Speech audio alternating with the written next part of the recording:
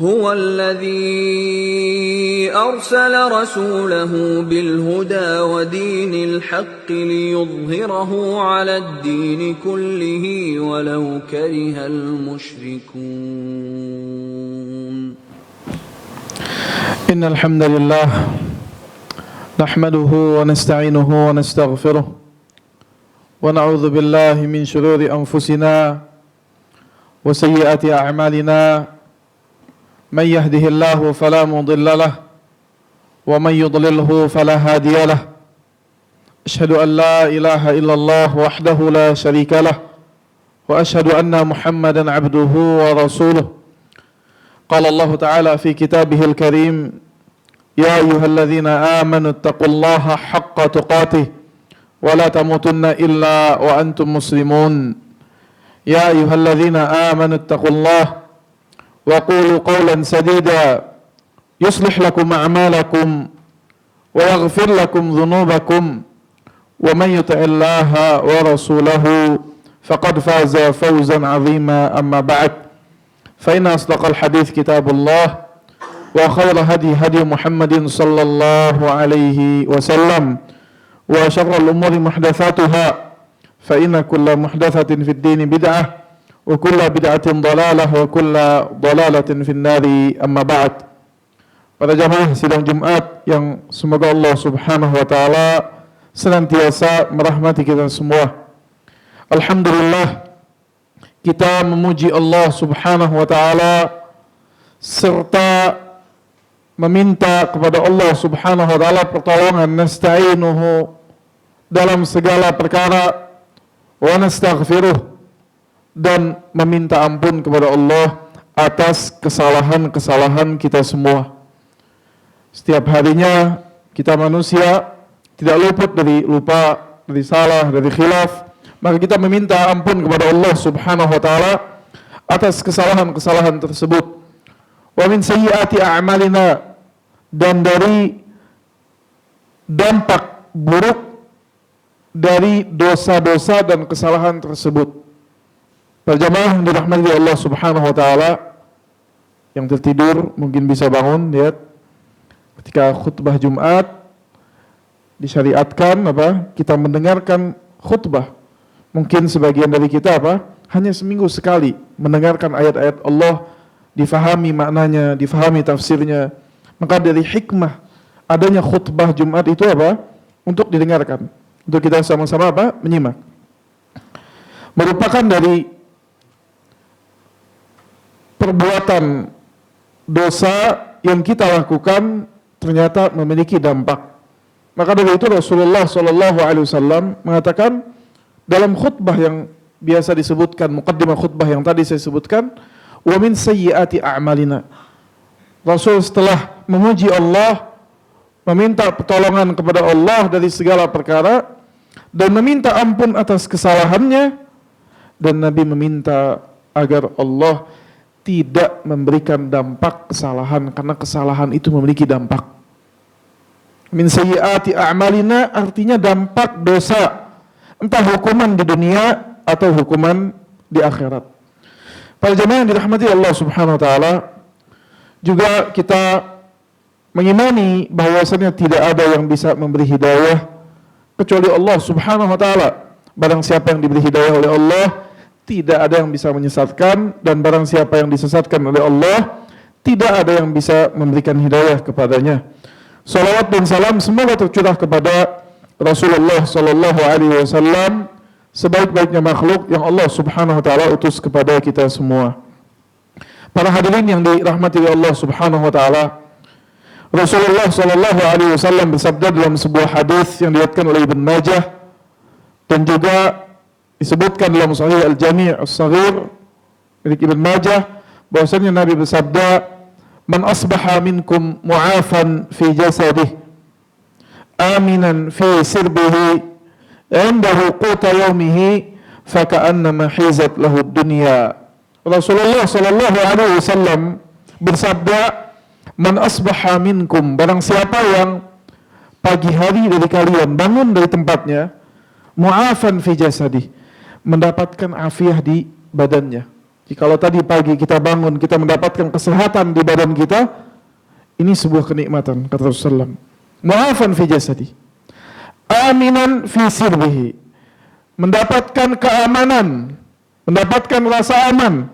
Ternyata bukan hanya nikmat sehat saja, nikmat rasa aman, rasa tentram, bisa menjalani aktivitas, bisa menjalani keinginan tanpa adanya kekhawatiran yang mencekam bagi dia, entah di lingkungan rumahnya, entah di lingkungan daerahnya, entah di negaranya. Nikmat aman ternyata kenikmatan yang besar.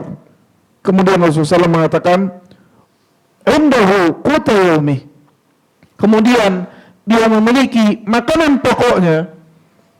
Jadi bukan pauk-pauk yang mewah-mewah, tapi minimal punya makanan pokoknya. Kata Nabi, kalau punya 3 nikmat ini, faka'annama hizat lahud dunya wa ma fiha. Fi riwayah, seolah-olah seluruh kenikmatan dunia yang raja, yang orang-orang lain rasakan, dia telah mendapatkan, diringkas dalam 3 nikmat ini. Sehat badannya, memiliki rasa aman, dan memiliki makanan pokok di hari tersebut. Para jemaah yang dirahmati Allah Subhanahu wa taala, maka kita ingin membahas rasa aman dari 3 nikmat yang Rasulullah sallallahu alaihi wasallam sebutkan. Ternyata para jemaah, rasa aman ini sebuah nikmat yang kalau hilang baru kita syukuri. Sampai-sampai para ulama mengatakan, jika dibandingkan nikmat sehat dan nikmat aman, itu lebih besar nikmat aman. Kenapa? Jika seandainya hewan itu sakit, hewan itu masih bisa makan, masih bisa bertahan hidup, dan berharap dengan berjalannya waktu Allah Subhanahu wa taala memberikan kesembuhan kepada dia. Namun ketika hewan itu diberikan rasa takut, maka nafsu makan hilang, tidak akan makan. Kekhawatiran dalam diri hewan tersebut menumpuk, sehingga karena takutnya dan tanpa ada rasa amannya, ia tidak bisa makan, tidak bisa tidur, sampai menyebabkan kematiannya. Maka para ulama menjelaskan, dari hal ini kita mendapati bahwasannya nikmat aman ini nikmat yang besar. Nikmat memiliki negara, daerah, rumah yang aman ini nikmat yang besar. Dan ternyata Allah Subhanahu wa taala menjanjikan kita kenikmatan tersebut di dalam surat An-Nur ayat ke-55. Allah Subhanahu wa taala berfirman, wa'adallahu alladhina amanu minkum wa 'amilus shalihat la yastakhlifannahum fil ardi kama istakhlafa alladhina min qablihim wa la yumakkinanna lahum dinahum alladhi irtada lahum wa la yubaddilannahum min ba'di khawfihim amna ya'budunani la yushrikuna bi syai'a wa man kafara ba'da dzalika fa ulaika humul fasiqun. Allah mengatakan, wa'adallah, Allah menjanjikan bagi orang-orang yang beriman dari kalian dan beramal saleh, memiliki amalan saleh, la yastakhlifannahum, Allah akan menjadikan mereka khalifah-khalifah, pemimpin-pemimpin fil ard, di muka bumi. Kama istakhlafal ladzina min qablihim, seperti mana Allah jadikan pemimpin-pemimpin, penguasa-penguasa di muka bumi orang-orang sebelum mereka. Wala yumakkinanna lahum, dan Allah akan berikan kepada mereka, bagi mereka, dinahum, Allah akan tenteramkan bagi mereka agama mereka, Allah sempurnakan bagi mereka agama mereka, alladzi irtada lahum, yang Allah ridha bagi mereka, wala yubaddilannahum min ba'di khaufihim amna. Ini lihat garis bawahi, sesuai pembahasan kita, dan Allah ganti rasa takut mereka dengan rasa aman. Dan Rasulullah SAW di dalam doanya meminta keamanan. Saat sahabat berperang dan ketakutan sudah betul-betul menggoncang hati mereka, mereka datang kepada Nabi, ya Rasulullah, adakah sebuah kalimat yang mungkin kami ucapkan untuk menenangkan hati kami? Maka Rasulullah mengajarkan doa kepada mereka, Allahumma amin rawati, Ya Allah, tenangkanlah jiwaku. Dan ini terdapat dalam salah satu doa dalam zikir pagi dan petang. Ini menunjukkan nikmat aman, ini nikmat yang besar. Ternyata seringkali ayat ini dibawakan, namun sayangnya tidak dilengkapi sampai akhir. Walaupun dibaca sampai akhir, ternyata titik poin mendapatkan keamanan itu, kata Allah apa? Syaratnya, ya'budunani, kata Allah, mereka menyembahku, la yusyrikuna bi syai'a, tidak berbuat syirik sama sekali kepadaku. Ternyata tadi yang kita baca ayat An-Nur 55 awal ayat sampai syarat ini, semua itu adalah nikmat dan janji dari Allah. Usaha dan upaya yang Allah minta sama kita itu apa? Ya'budunani, mereka menyembahku, la yusyrikuna bi syai'a, tidak berbuat syirik kepadaku. Sehingga jika ada keluarga, jika ada komunitas, jika terdapat dalam sebuah negara orang-orang yang mereka menyembah Allah, mereka mayoritas menyembah Allah, tidak berbuat syirik kepada Allah, mengingkari perbuatan syirik kepada Allah Subhanahu wa taala, yang mana syirik dosa paling besar yang menghalalkan azab Allah diturunkan. Jika kita buka kisah-kisah umat terdahulu yang Allah ceritakan kepada kita, dosa yang paling besar yang menghalalkan azab Allah turun kepada mereka adalah perbuatan mereka bersyirik kepada Allah Subhanahu wa taala, kufur terhadap Allah Subhanahu wa taala. Maka para jemaah yang dirahmati Allah Subhanahu wa taala, Allah katakan, "Wa man kafara ba'da dzalik." Maka barang siapa yang kufur setelah itu, setelah Allah janjikan hal ini, setelah Allah turunkan keamanan kepada mereka, faulaika humul fasiqun, maka mereka ini adalah orang-orang fasik. Ternyata perbuatan fusuk, tersebarnya zina, tersebarnya khamar, tersebarnya maksiat, apalagi merajalelanya perbuatan syirik, keyakinan-keyakinan syirik, ternyata ini sebab terbesar hancurnya ekonomi, hancurnya negara, hancurnya rasa aman. Ini sebab terbesarnya. Namun sayangnya manusia lebih bersandar kepada usaha dirinya sendiri daripada bersandar kepada Allah Subhanahu wa taala.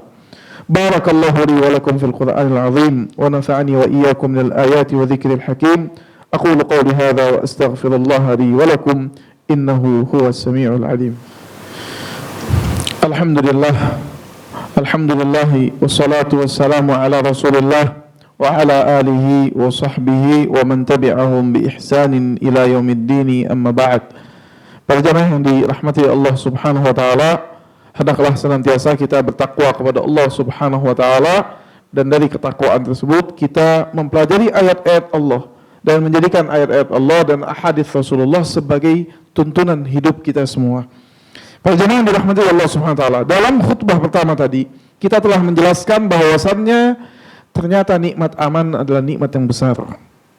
Dan realisasi nikmat keamanan ini yang paling besar usahakan dengan bertakwa kepada Allah Subhanahu wa taala, menyembah Allah Subhanahu wa taala, tidak berbuat syirik kepada Allah Subhanahu wa taala, mengingkari kemungkaran. Namun ketahuilah, mengingkari kemungkaran memiliki tahapan-tahapannya, memiliki sesuai dengan kemampuannya. Rasulullah SAW bersabda, "Man ra'a minkum munkaran," barang siapa yang melihat kemungkaran dari kalian, falyughayyirhu biyadihi, maka gantilah dengan tangannya kalau dia memiliki kekuasaan. Fa illam yastati', jika dia tidak memiliki kekuasaan, fa bilisanih, maka dengan lisannya jika dia seorang alim, seorang yang memiliki ilmu. Fa illam yastati' fa biqalbihi, maka jika dia tidak memiliki kekuasaan dan jika dia tidak memiliki ilmu dengan lisannya, maka hendak dia mengingkari dengan hatinya, dengan dia tidak ridha terhadap kemaksiatan tersebut. Para jemaah yang dirahmati Allah Subhanahu wa taala, surat An-Nur tersebut ayat 55 diapit dengan dua ayat 54 dan 56 yang dua-duanya isinya perintah taat kepada Allah dan Rasulnya. Maka kira-kira usaha apa lagi selain ketaatan yang merupakan usaha yang paling besar yang Allah perintahkan kepada kita agar kita mendapatkan kenikmatan aman, tentram dan sejahtera. Para jemaah yang dirahmati Allah Subhanahu wa taala, juga kita sadari kita ada di bulan Safar yang telah berlalu, bulan Muharram. Banyak keyakinan-keyakinan di masyarakat kita tentang bulan ini. Bahkan keyakinan-keyakinan tersebut, keyakinan-keyakinan yang diyakini oleh orang-orang jahiliyah. Mereka meyakininya. Maka dari itu Rasulullah SAW pernah bersabda dalam riwayat Imam Bukhari, la adwa, wala tiyarah, wala hamah, wala safar. Rasulullah SAW mengatakan, tidak dibenarkan menganggap penyakit itu menular dengan sendirinya tanpa seizin Allah. Semuanya tergantung kehendak apa? Allah Subhanahu wa taala. Dan tidak dibenarkan beranggapan sial, meyakini ini sial, hari yang sial, angka yang sial, bulan yang sial, dan lain sebagainya. Tidak dibenarkan pula beranggapan nasib malang karena tempat masuk ke tempat tertentu, kemudian dia akan tertimpa musibah dan lain sebagainya dengan keyakinan-keyakinan tersebut. Juga tidak dibenarkan beranggapan sial di bulan Safar. Karena orang-orang Quraisy saat itu, orang-orang Arab di zaman Rasulullah SAW menganggap bulan tersebut adalah bulan musibah. Di antaranya dikatakan bulan ini bulan Safar, dari kata safar sebagian ulama mengatakan karena sebagian orang-orang jamaah haji telah pergi setelah bulan Muharram dari Mekah, maka kota Mekah menjadi kosong. Tadinya di bulan-bulan haji ditegakkan keamanan, tidak boleh ada kezaliman. Setelah itu orang-orang Arab mulai keluar berperang, orang-orang yang lain mulai melaksanakan dosa-dosa, mereka mencuri dan lain sebagainya. Maka dianggap bulan tersebut adalah bulan yang sial. Atau sebagian orang meyakini ada hari tertentu dalam bulan ini bulan sial sehingga tidak mau menikah di bulan tersebut. Dan ini keyakinan-keyakinan batil. Keyakinan yang tidak ada dasarnya.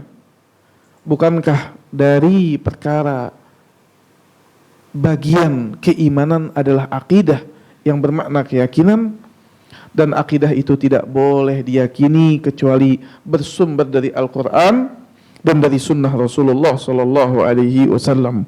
Juga Rasulullah Sallallahu Alaihi Wasallam bersabda dalam sebuah hadis, "At-tiyaratu syirkun, at-tiyaratu syirkun." Rasulullah mengatakan, beranggapan sial adalah kesyirikan, beranggapan sial adalah kesyirikan, sampai 3 kali Rasulullah SAW mengulang hal tersebut.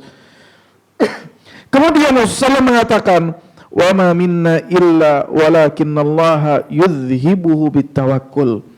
Dan tidak salah seorang dari kita sangat rentan hatinya berkeyakinan sial. Ini Nabi yang mengabarkan. Kadang kita melihat musibah, piring jatuh, melihat ada orang mati, ada orang itu, terkena, dilemparkan oleh syaitan keyakinan-keyakinan, anggapan-anggapan, suudzon terhadap takdir yang belum datang, meyakini keyakinan sial. Dan ini ada dalam diri kita. Rasulullah mengatakan, "Wa minna," tidak dari kita kecuali rentan terhadap hal tersebut. Maka kata Rasulullah SAW, "Walakinnallah," akan tetapi Allah, "yudhibuhu bitawakkul." Allah hilangkan perasaan tersebut dengan disyariatkan bertawakal kepada Allah Subhanahu wa taala. Maka apabila ketika kita mendapatkan keyakinan, mendapatkan perasaan yang dilemparkan oleh syaitan kepada kita di dalam hati kita tentang kesialan, tentang keburukan, maka hendak kita bertawakal kepada Allah dan meminta perlindungan kepada Allah Subhanahu wa taala, karena tidak bisa menakdirkan kebaikan atau keburukan kecuali dengan izin Allah Subhanahu wa taala.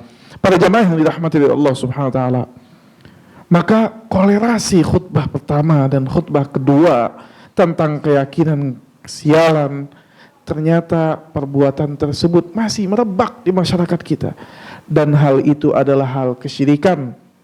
Entah itu nantinya sesuai keyakinannya syirik kecil, atau bisa berdampak syirik besar yang mengakibatkan Allah halalkan musibah, Allah halalkan azab turun kepada seseorang, turun kepada sebuah keluarga, turun kepada sebuah kaum. Innallaha wa malaikatahu yusalluna 'alan nabi ya ayyuhalladzina amanu sallu 'alaihi wa sallimu taslima.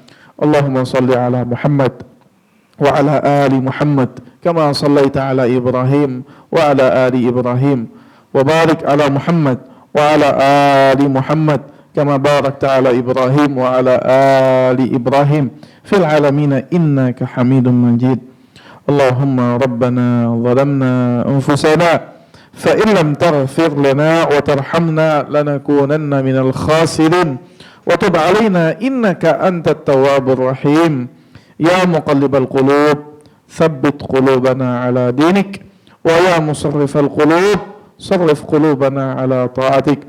Allahumma inna nas'aluka al-amna ya arhamar rahimin. Allahumma inna nas'aluka salamatan fid din wa afiyatan fil jasad wa barakatan fil rizq wa ziyadatan fil ilmi wa taubatan qabla al maut wa rahmatan 'inda al maut wa maghfiratan ba'da al maut. Allahumma hawwin 'alaina fi sakaratil maut wa najata minan nar. Allahumma ya arhamar rahimin anzilil amna was salamata fi kulli biladil muslimin. Allahumma anzil al-amana was-salamata fi hadhihi al-balad al-khassah baladna al-Indonesia ya dhal jalali wal ikram. Allahumma arzuqna fi buyutina, Allahumma arzuqna fi awtanina, Allahumma arzuqna fi ayyamina, Allahumma innaka antar razzaq. Allahumma kfina bihalalika an haramik wa bika amman siwak ya dhal jalali wal ikram. Rabb ighfir lana wa liwalidina warhamna warhamhuma kama rabbayana sighara. Rabbana atina fid dunya hasanah wa fil akhirati hasanah wa qina adzaban nar. Wa sallallahu ala nabiyyina Muhammad wa ala alihi wa sahbihi wa sallam wa akhiru da'wana anil hamdulillahi rabbil alamin wa aqimis salah.